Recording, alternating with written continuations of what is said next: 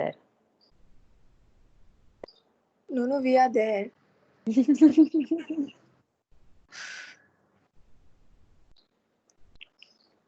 किधर है सब लोग? I'm turning on just for 1 minute. It's okay, you all don't have to dress up. No marks for dressing up. No, I'm shifting to laptop. That's fine. Yeah, but guys, try if you all have a proper laptop facility, then please, directly at 9 o'clock, like log on to that, because even, the quality of the presentations and all that we're sharing will be much easier for you all to even see. The phone gets very strenuous on the eyes, so just, from 9 o'clock itself, be on your laptop if you have the proper means to do that. If not, it's okay. Okay, guys, so you all saw the presentation. Do you all have any questions, any doubts regarding that? Did you all get your case studies that you all were supposed to do? Have you all formed your group? Yeah, we've done that. So on the WhatsApp group, will you just write down the groups for me, who's doing what and which house? Yeah, we'll just resend it. Chetna sent a file, so I'll just put it again. Okay, great. So just send me that screenshot so I know who's studying what. I think most of the homes that you all have, at least I know that they're fairly available on the internet. I mean, it's not one of those homes that are not there at all. So there is good documentation on it. So in case there is anything that you all need help with in finding, let me know. There definitely none of the homes that there's not much information on. Enough pictures, enough plans, everything is there, so it shouldn't be a problem. The idea, obviously, of the presentation was to just give you all a starting point, to just give you all a lead as to um, how to analyze a building. It's not about copy pasting what the architect has done, but trying to understand why it's been done. Also, the entire amazing thing about everything turning onto computers is, you need to be now very specific and very calculative about every line you draw in your drawings as well. Not just about not just because this is changed to computers, but also in general. I think why in a certain kind of parameter, a certain diagram, only few things are mentioned and not everything. There is a certain reason for it. Like, so I only want to highlight, if I'm trying to show the void versus the open, if you see what a Nollie diagram is, if you'll just Google Nollie diagram, what the designer does is turns everything black and white. All the built form becomes black, all the open spaces become white. So without anybody even telling you, a naked eye, when they look at that drawing, or an amateur when they look at the drawing, you very clearly see, that you exactly come to know where all the open spaces are and where all the black built forms are, and what kind of formations are being made because of the built form being a certain way, and it's been hatched in black, so you see it very clearly. So even the mode of representation you use should be a very crisp, clear kind of, no fuss. I think, it should be, don't try to overdo things. The simpler you kind of, simplify things for yourself, I think the easier it is to understand the building. So and I think you all should use this time to even to understand the why is more than the what was done. Like, why was it done in a certain way, so then you understand, like, for example, why did he create like a whole sloping wall in on one side? Was it done to induce a certain feeling? Why did he um, curve the entire ceiling? Was it done to echo sound? Was it done to hold light in a certain way? Why did he do a window up there on the north side? Was it to introduce a north light opening, for light to come in and flood in a certain space in a certain way? So it's important to understand. It's important to be almost like, inquisitive about every single thing that the designer had done, which will lead you on to, your next part of the project, where you understand that, when a project is given to you, you start with first, like, either what is a client, what are the client's requirements. You make up a brief in your head, like, um, let's just say my client is short, maybe 3 feet tall, for example, loves to run around. So does that mean, like, every proportion of things in the house will then change according to that human being that you're designing for and to a client, and that's what happens in real life as well. When we get a project, it's entirely client driven. How can I make each space best suited for a particular client, and what might work for client A will never work for client B. So that's how, like, you custom make things. So I think the first part of the exercise is very important, which is the plan, and to understand things to scale is of utmost important, because then you can place yourself as well in the scale. Do the simple, if you figure out the size of a room in one of your projects, do the simple exercise of measuring your room. Just measure your room and see, just understand the scale of that room. Then so you get the comparison. Always compare. Like, if it's the height of one space, just measure your height as well to understand, okay, what, actually this room was really short. Maybe the architect is trying to do something, maybe the designer had something in mind, or this room was really tall, it's probably way taller than your room as well. So what was the motive behind it? So do that simple exercise of just kind of measuring your room and understanding that with respect to, like, the project size. So it's easy for you to understand. So yeah, anything else on at least what was shared? And I think what I would prefer is, when we do the meetings, everybody else also be there to hear what one group has to say. It might help you in your study as well. Maybe you've forgotten to look at that aspect, and maybe you think, okay, let's try and research on that. So I think everybody should be present. Do you all have any questions to ask? Any doubts, anything to start off with? Anything that you all felt, just your first impression when you all saw the project that you all were given to study? Any thoughts? Before I make it compulsory for everybody to speak one by one. Bhavika and I made a presentation. So our site is the Villa Maria by Alva Alto. So we studied like the layout and everything. Like You want even to the share whatever you've done so far? yeah. Can I screen share and something? I have Yeah. the PPT.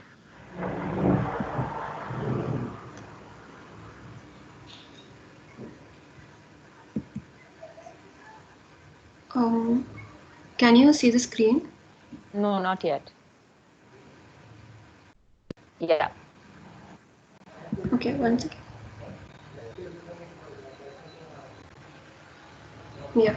So, like we studied the location and the client. So, his clients were Harry and Maria. I don't know how to pronounce it. Mm. So, so what they wanted was so they had a utopian vision of how like how the 28th century utopian vision of things should be, like the citizens should behave in a certain way or something.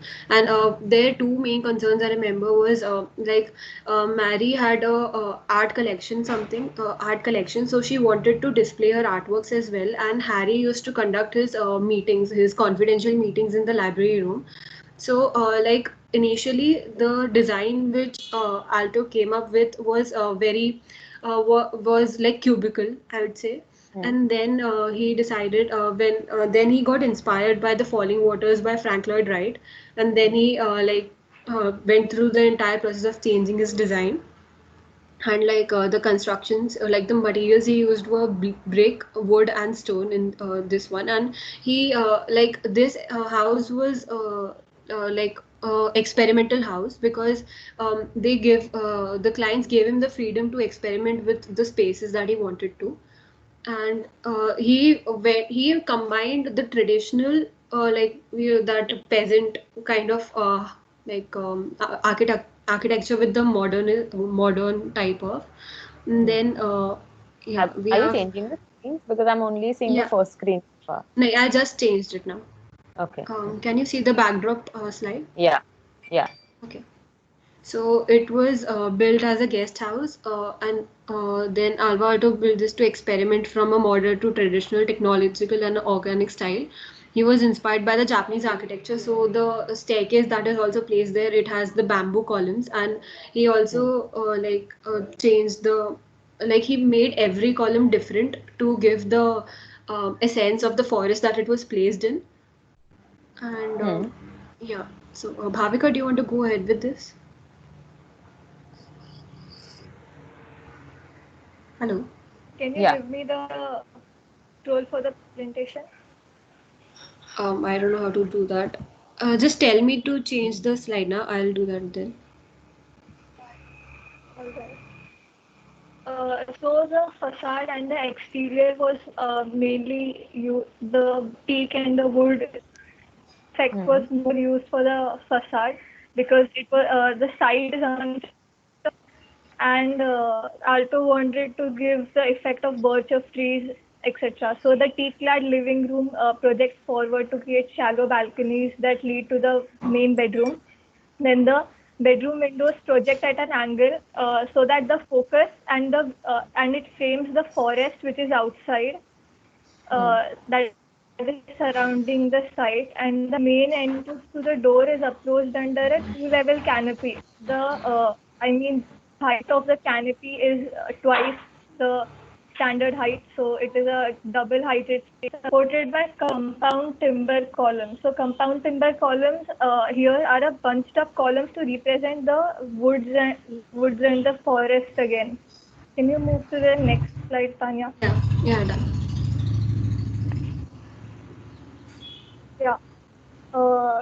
So this is the main staircase, which is one of the highlights of the house, and the sub on the thing that on which it is supported is inspired from the Japanese architecture and the use of bamboo in it.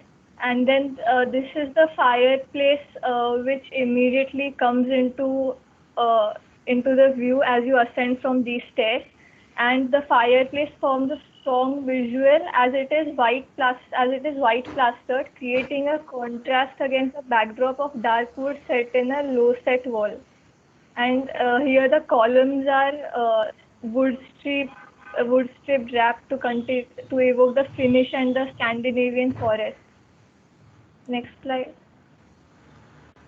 Yeah, so then he like because he did not want to didn't want to add the walls, and he removed the walls, so he like we can say stacked like the vertical poles to create a like an imaginary wall, so it can show the divisions of the space. But he also wanted it to be like a little bit open, so it feels like as in you're walking through the forest, so you can uh, explore the spaces yourself wherever you find the space.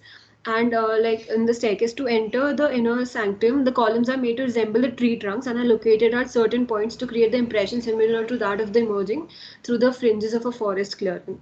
And the layout, so it's a L-shaped house. It distinguishes between the private and the semi-private areas. So it goes from the courtyard to the sauna, and he used like it resembles his project, the Mankinemi, I don't know, it's all Finnish accent, and also a layout of the traditional Finnish house.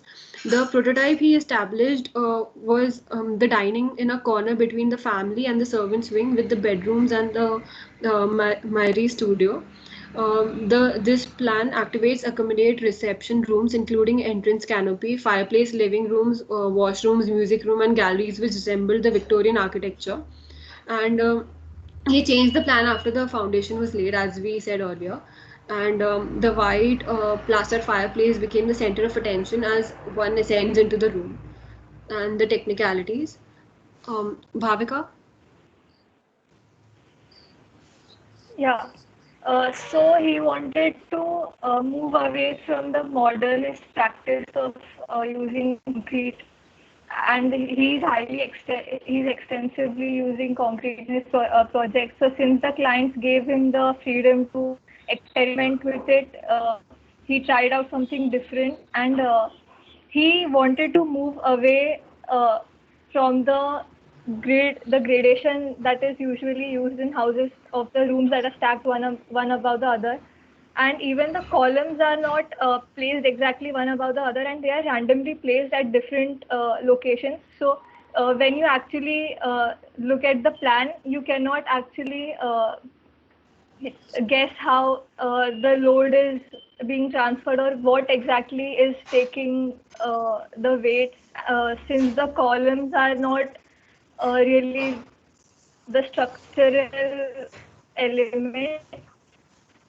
Then he has taken major efforts to move away from the clear geometry of overlapping rooms and all the stacked rooms. Then here, uh, okay, I'll have to point out program one. Uh, wait. The yeah. Can you into the extreme left diagram? One with a complete row below it. Sorry, I Yeah, can't. here What? we can see the distribution. You can't hear. Yeah. Am I audible now? Now I can. Yeah. Yeah. So here in this diagram, we can see the distributed activities. The light gray color represents the guest rooms. The dark gray represents the semi-private area. Light blue is the living space, and dark blue is the circulation of the house. I guess you'll have to zoom in, Tanya. One second.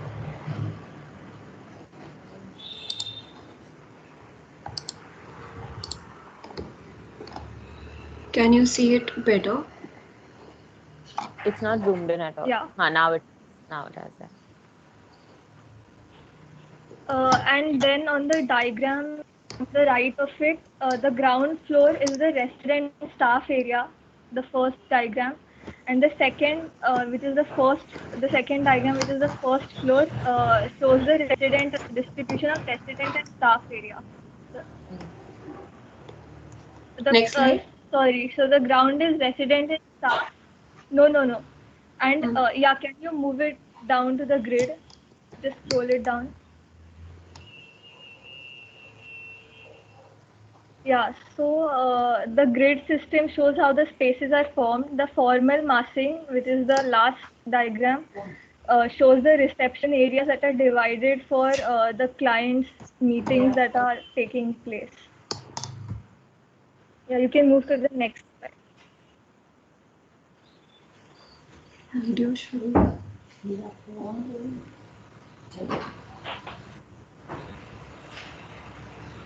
Yeah.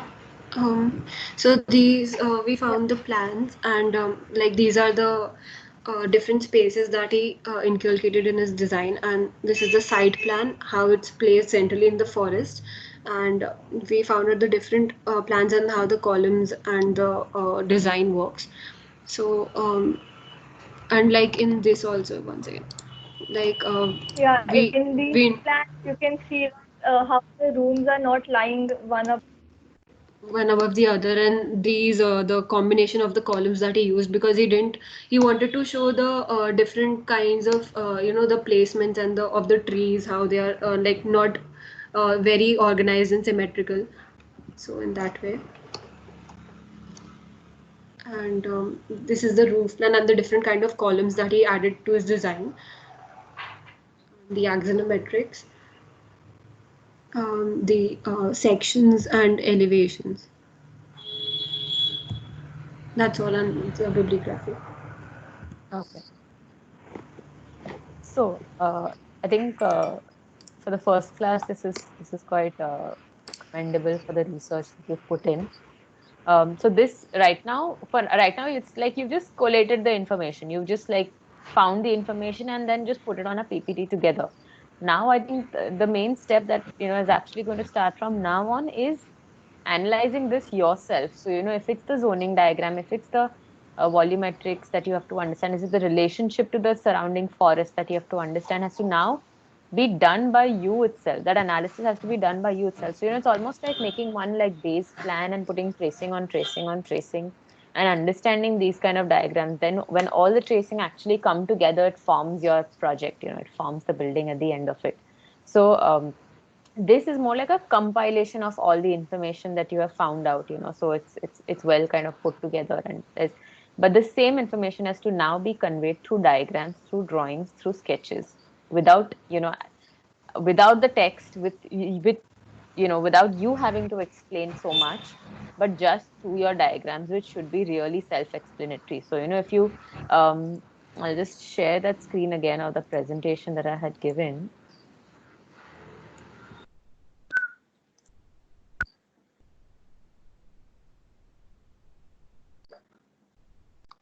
One minute, I'm just sharing my screen.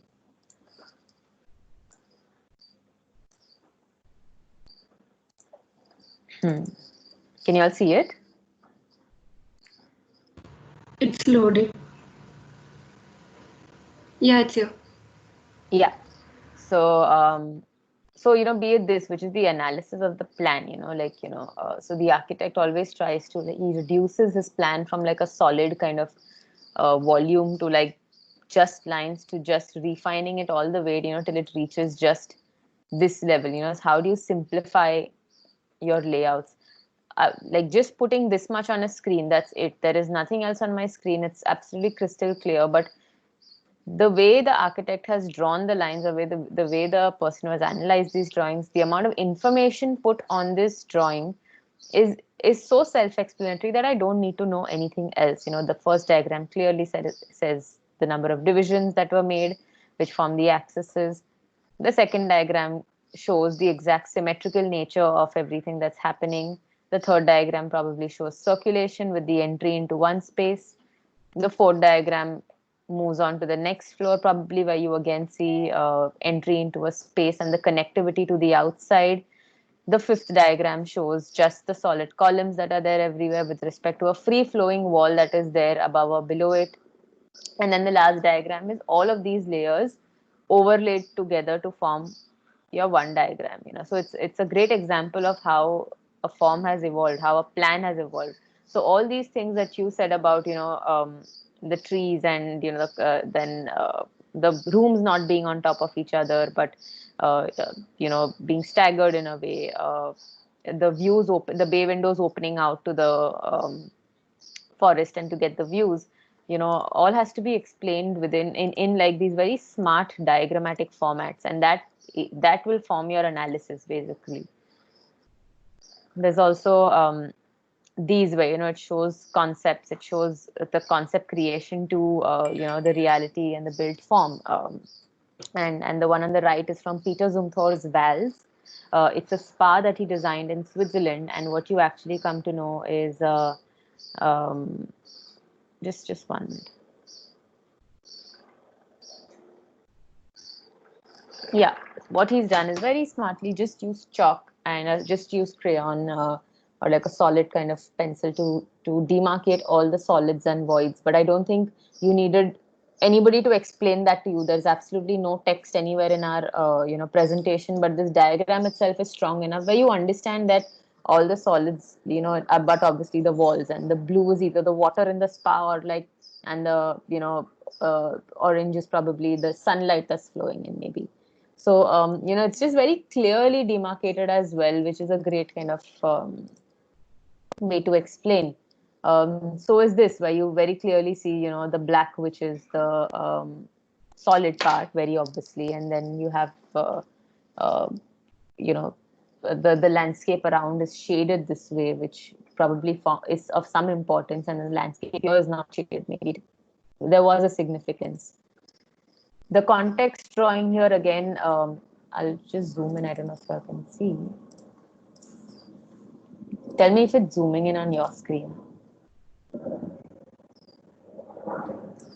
Yes, Can you all yes, see? it is. Yeah.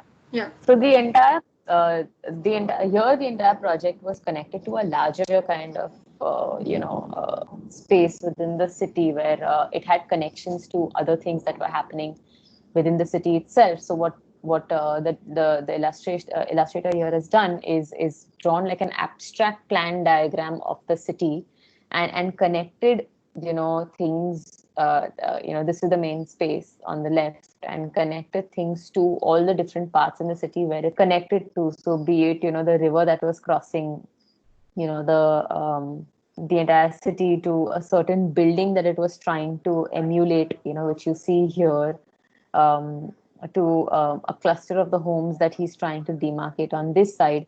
or a particular form, or the architect's previous work that was done in that building itself, in that city itself, which again, parts of it you see it in the project that is being studied as well. So it was a very kind of abstract collage kind of diagram of the context of maybe it didn't fit into the main surrounding, but yes, it had a larger idea to the city.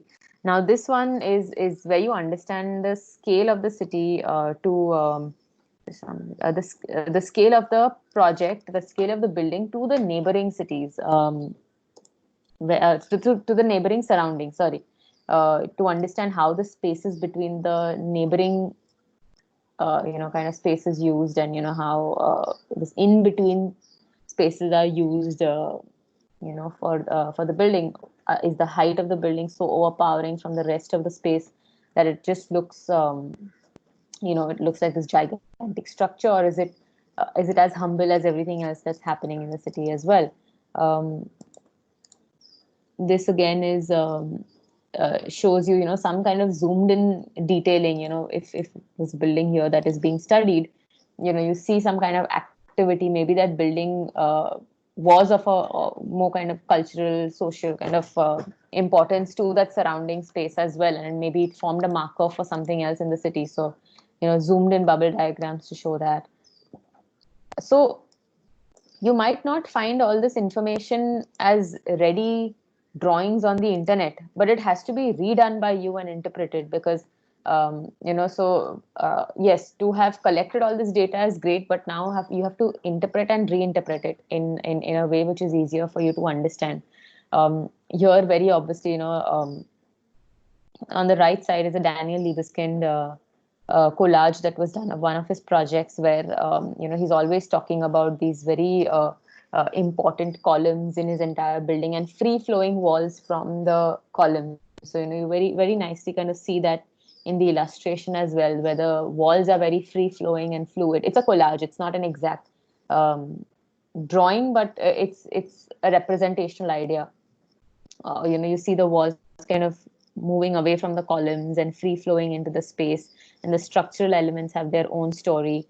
You also see the structural elements here in plan, which then even become into elevation, and that has something to do with the wall behind, and the wall behind is set apart from it, which is what we try to do. On the left is a series of planes come together, a series of blocks and volumes come together to form a certain space, which forms the entire architecture of the space. So when you kind of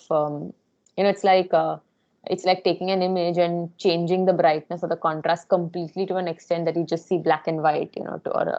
So when you remove the fluff from the building, what do you see is its bare essentials of the space. And probably for this project, that was it. It was a series of planes that define the entire project. Here we go into smaller micro detailing of maybe furniture items. So maybe the project that you showed, the window was a certain kind of element. The column becomes an element of the project, but it was because it was thoughtfully done. So I think it's important at that stage in the elements kind of section to understand, is it a cluster of trees? What kind of tree was it trying to emulate? Probably not a mango tree, because they don't have those kind of thin tendril like trunks, but it's maybe it could be like a tall, it could be a grove of like pine trees, maybe it's trying to emulate, or something else like. So to understand the smaller elements and nuances, and that form the entire project. Spatial qualities for sure, where again you're trying to understand scale versus the hierarchy of spaces. So why was the room placed here and not there?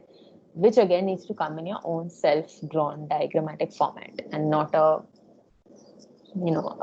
like copy pasted, from somewhere. But for you to understand, why do you place a vestibule at the entry? Why is the living room after that?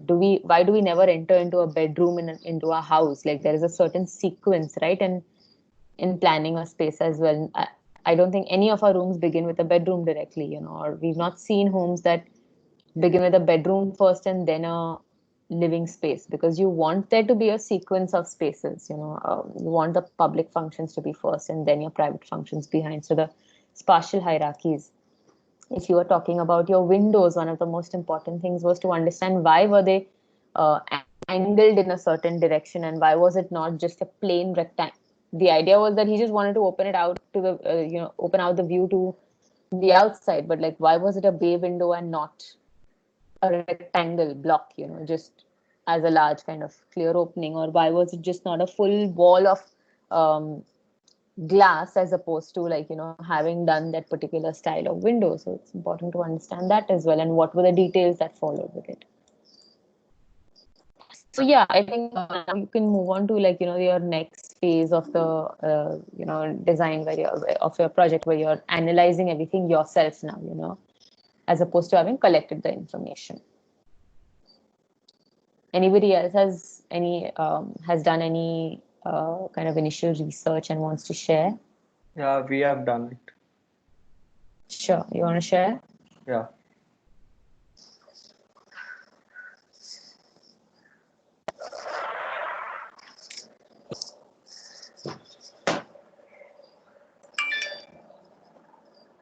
So the house that we got allotted was the Moving Landscapes by Gurjeet Singh Matharu. Mm-hmm. This is the ground floor plan of the house. Moving Landscapes by Matharu Associates is a private house located on the outskirts of Ahmedabad in Gujarat. The starting point for the design was working out how to give each part of the family their own quarter without creating too much separation. So the plan is divided into two main parts. The central wing is the main living spaces, like the living room, kitchen, and stuff. And the two wings on the left and right side are the private spaces, the bedrooms and stuff. The first floor plan. So the architect designed a U-shaped plan with social areas in the center and bedrooms in the two wings. The building also wraps a large communal courtyard garden. The central volume houses mainly the living space, while other spaces accommodate private spaces. So, like Manan said, the concept of the house is basically the right and the left wings are the private spaces, while the central wing is the communal space. So, something that the architect wanted to achieve with this project was he wanted to bring the entire extended family together while also giving every single family their own privacy. So that's why this wing type thing has been used. Can you use, like, your mouse to point out things so others can also understand? Like, can you take Can you control? see the mouse? No. Now I can see it. Okay. Okay, so this is the central wing where the living spaces are there, the living room, kitchen. This is the living room. The 3 and 4 are the kitchen spaces. I can zoom in. Can you see the zoomed in plan? Hmm. So the 9, 10, 11, and 12, which are annotated, are the bedrooms. 1, 2, 3, 6, 8, and 7 are the living room, kitchen, waiting room, and all stuff. 15 is the staff quarters, which is present outside the house. The 16 numbered place is the communal garden space, which is covered by a huge wall outside, semicircular wall.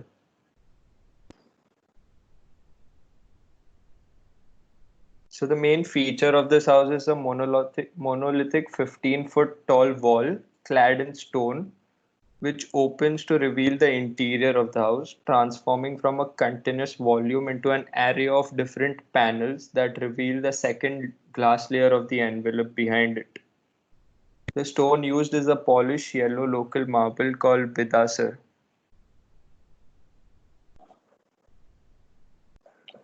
The massive sliding and spinning stone walls rotate with the help of concealed motorized systems to bring in natural light. They also provide an abundance of natural light and facilitate natural ventilation. So the sliding doors and the rotating doors are basically they've used concealed motorized systems to achieve the rotating effect.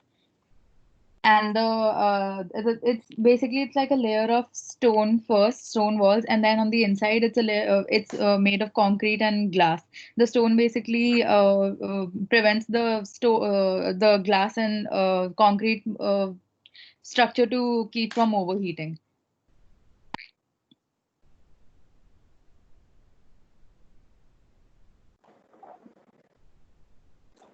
So the pavilion and the house was designed around the existing trees in order to preserve them, and the context was preserved around it.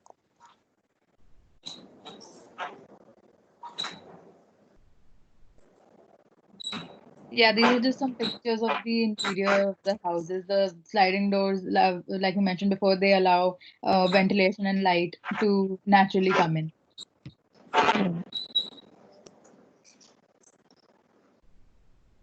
Nice. Did you like the project? Yes. Yeah, it's a nice house. It's a great example for a modern Indian kind of project. Yeah.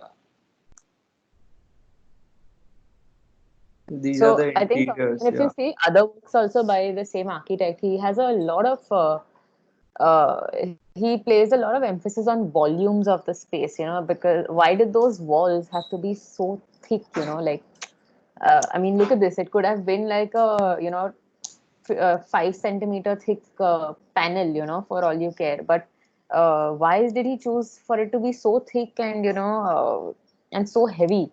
It could have been something so light and flimsy. But yes, if you see the past works of the architect, which is why it's important to analyze that, is his. He was, of course, very influenced by Corbusier in a way. All his projects. And he plays a lot of he lays a lot of emphasis on volumes in a space. So if it's that whole round kind of open sit out with a large kind of height, or the size of these openings that you see, or why this channel on top, the rainwater channel, is so like bulky. If you see certain designers, they choose to do really thin kind of channels. If you see the Jeffrey Wawa rainwater channels, they're like these tiny little metal structures with like chain rings, which come down. So there's certain kind of he's been influenced also in a certain way, which is why he chooses to do things in a certain way. So then if you move to like one of the images that you showed with the light flooding in, if you go back, This just one. go back. It's not, nothing is happening on my screen. No, not this one, not the sleek Italian furniture wala page, Yeah. some other page. No, go back. Yeah, this is Yeah. great. If you see this image, I mean, you see the way the light is flooding in, and does the thickness of the wall have anything to do with that? Because if you see the Ronsham Church example that I had shown, it's actually the thickness of the wall which enables you to do a lot of. It enables you to play with light in a certain way. You must have seen if you. I don't know if you all have visited the. Maybe the Lotus Temple in Delhi, or the Auroville Ashram that's there, the Matri Mandir. The way the light openings have been created, just on top with one point source, which floods up the entire space with light, and you don't need anything else then. So yeah, important to understand the play of volumes as well in this project. And the simplicity of the materials as well. No, I mean, they're left in like almost their natural state. This typical idea of people doing interior design in the house, where you sit and like um, design every wall individually. But here, I think the architecture itself becomes the interior design language of the project. Yeah, There's and even the services were done like that only. I don't think they did everything when they were making the main project itself. yeah, it's not like an afterthought. Things are not done as an afterthought. It's not like I will make the shell of the building, an architect will make the shell, and then an interior designer will come and like do their thing inside it. It Yeah, was thought of exactly. simultaneously, which is great, which is why you see only minimal materials in the entire space. Yeah, so I think here also, like, the collection of information is great. We of course need to move into a more analytical zone after this now. Yeah. Yeah, great, cool. All right. Thank you. Thank you. Anybody else, guys? Yeah, we have also made. I can't see you stopping only. Yeah. Yeah.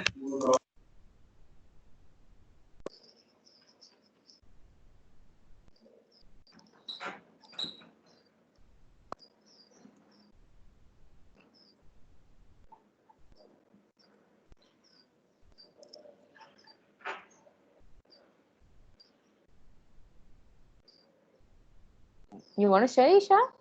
I think she's gone. Guys, whoever's sharing, share fast. We don't have much time. Yeah, can you see my screen?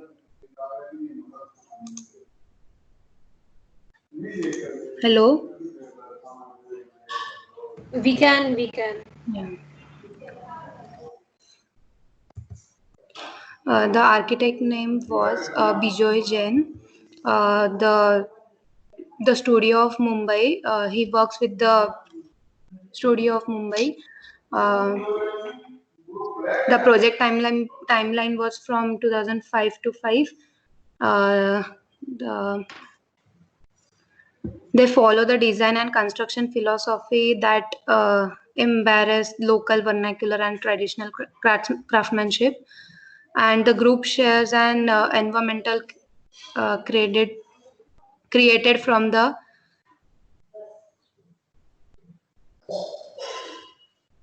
idea exploded through the production of the large scale mock-up models, material studies, sketches and drawings.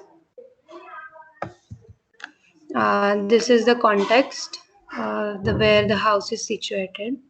The house is surrounded by mountains, forests, and the water of the Arabian Sea. Uh, yeah, this is the arrangement of the house, the main house, which is under the wood framed roof. Rooms are loosely arranged around the garden, weaving roots between them. And the vertical columns slates from the protective enclosure.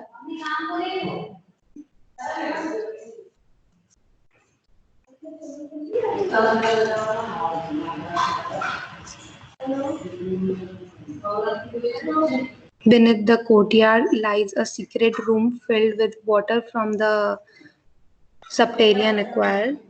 Sunlight filters through this screens and created patterns of light in the water.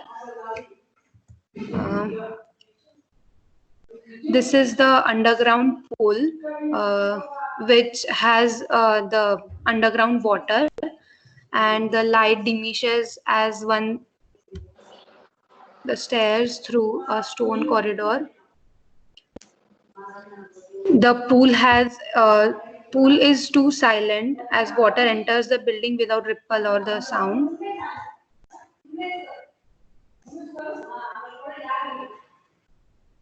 This is the underground room, and this is the swimming pool outside the house where the rainwater is collected there, which recharges the aquifer.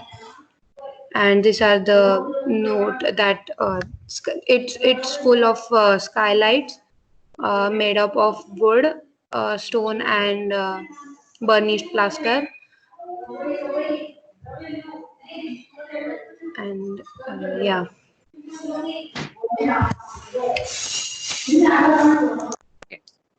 So great. I think, but good compilation. But I think you guys needs to go detail about sections and openings. The architect has played a lot with like the formation of the plan as well. If you see the plan, it's not a typical C shape or a L shape or it's a very odd shaped kind of layout. And even the choice of materials. Why would somebody choose blacks? So there has to be a reason, behind all of these things. So I think you can also zoom into all those start zooming into those aspects as well. Even the way the openings are done, very calculated. So I think that can be done as well.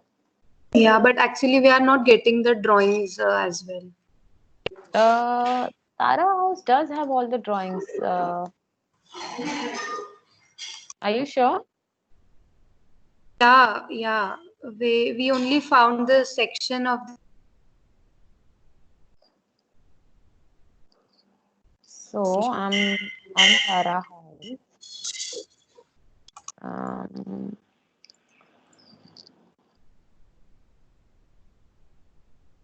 I'm just doing a quick look myself. Huh? I mean, all these zoning diagrams and all, guys, it's something you all have to analyze. Huh? So you all will not find every bit of information online. As long as you all have, a couple of good sections, a couple of, plans, to refer to. But otherwise, all these analytical drawings have to be done by you. So you will not find that information everywhere. But I'm just seeing the layout right now, and I think I'll just share my screen quickly before we go to that comment chat, which we're supposed to. Okay. So if you see this, I mean, this is a good kind of sectional understanding of the project as well. You do have plans available, and why why is this whole thing underground? Climatically, does it have some impact? Does it, the way the openings are created, does it have an impact?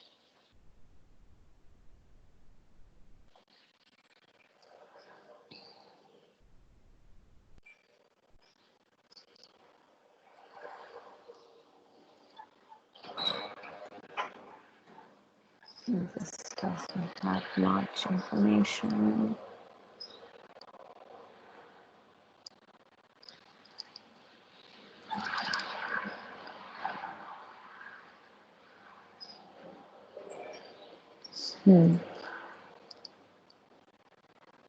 Just look in once more. If your basic essential information is also not there, then just talk to Chetana. She will give you another project to do. But I think there is enough information to start with. I think the rest is analytical, so it has to be done by you anyways. Yeah, okay. Guys, we'll just quickly go over to that common group where there's one meeting right now for all of us. So, I mean, even you all have to all come in, and then anybody else is left to show work? Guys, anyone else is left to show work? Yeah, You should actually, have ideally. we have made a presentation. So since we have to go, should we present or send it to you? You can just WhatsApp it to me. Yeah, sure. Okay, please do that. Okay, let's go on to that other chat now. Okay, thank you. Okay, bye. Okay, thanks. Thanks, guys. Bye.